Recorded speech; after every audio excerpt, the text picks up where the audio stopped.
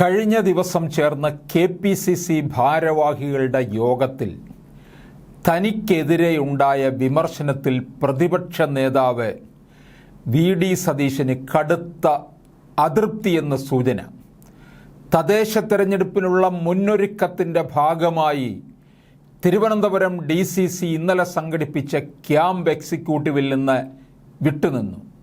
ഇനി ഹൈക്കമാൻഡിൽ നിന്ന് മാർഗനിർദ്ദേശം ലഭിച്ചാൽ തദ്ദേശ തെരഞ്ഞെടുപ്പുമായി ബന്ധപ്പെട്ട മുന്നൊരുക്കങ്ങളിൽ പങ്കെടുക്കാമെന്ന നിലപാടിലാണെന്ന് അറിയുന്നു.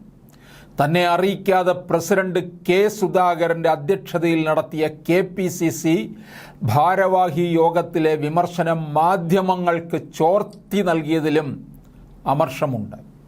ഹൈക്കമാൻഡിന് പരാതി നൽകാനും സാധ്യതയുണ്ട്. പ്രശ്നം പരിഹരിക്കാൻ ഹൈക്കമാൻഡ് ഇടപെട്ടേക്കാം.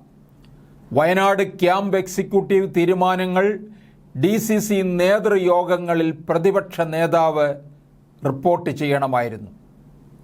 ഇന്നലെ തലസ്ഥാനത്ത് DCC യോഗത്തിൽ കൊടിക്കുന്നിൽ സുരേഷ്, MM ഹസൻ, തിരുവഞ്ചൂർ രാധാകൃഷ്ണൻ എന്നിവരാണ് റിപ്പോർട്ട് അവതരിപ്പിച്ചത്. KPCC പുറത്തിറക്കിയ 6 പേജുള്ള സർക്കുലറിന് പുറമെ 4 നിർദ്ദേശങ്ങൾ അടങ്ങുന്ന സർക്കുലർ പ്രതിപക്ഷ നേതാവ് പുറത്തിറക്കിയതാണ് വിവാദമായി ചില ജനറൽ സെക്രട്ടറിമാർ ഉയർത്തിയത്.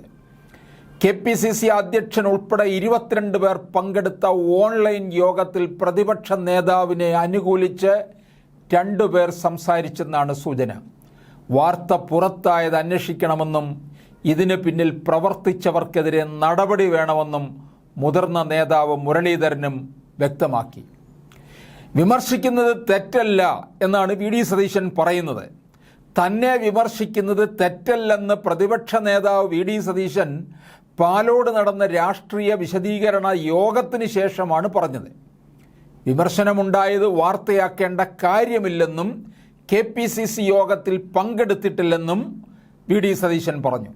താനും നേതാക്കളെ വിമർശിച്ചിട്ടുള്ള ആളാണ്. അതിന് വിധേയനാകുന്നതിൽ അഭിമാനമേയുള്ളൂ. താൻ തിരുത്തും. അതുകൊണ്ടാണ് DCCയുടെ ക്യാമ്പ് എക്സിക്യൂട്ടീവിൽ പങ്കെടുക്കാതിരുന്നത് എന്നാണ് VD സതീശൻ പറയുന്നത്.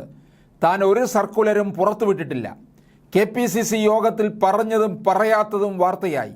വാർത്ത നൽകിയവർ പാർട്ടിയുടെ ബന്ധുക്കളാണോ എന്ന് പരിശോധിക്കണം. യോഗത്തിന് വിളിക്കാത്തതിൽ പരാതിയില്ലെന്നും VD സതീശൻ പറയുന്നു.